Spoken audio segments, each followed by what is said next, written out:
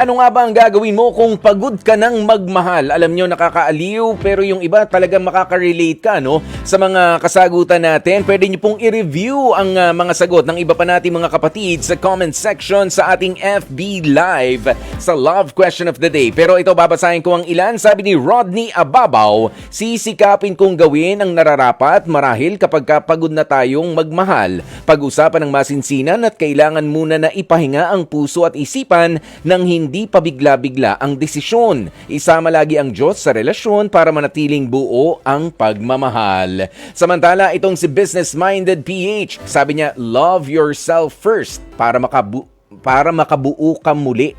Okay. Hindi pala makabuo. Para mabuo kang muli. Ganoon. Magpahinga. Ayan, si Olive Enriquez, sabi niya, ipahinga mo na muna ang puso mo. Mag-focus ka sa work at i-improve ang sarili. I-enjoy ang pagiging single, mamasyal with family or friends, maglibang, and be happy.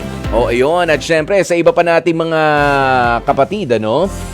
Ayan. Sabi ni Marco Fuentes, simple lang, kapag kapagod ka na magmahal, magpahinga. Sabi ni Malu MV, mag-mountain climbing. Pagdating sa tuktok ng bundok, humiyaw ng malakas to release the pain.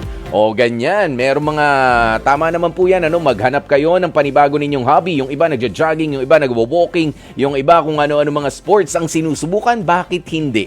'Di ba? Pagod ka na magmahal But sabi nga not necessarily wala kang karelasyon, kundi sandali lang. Ako naman muna. Yung gusto ko na munang gawin.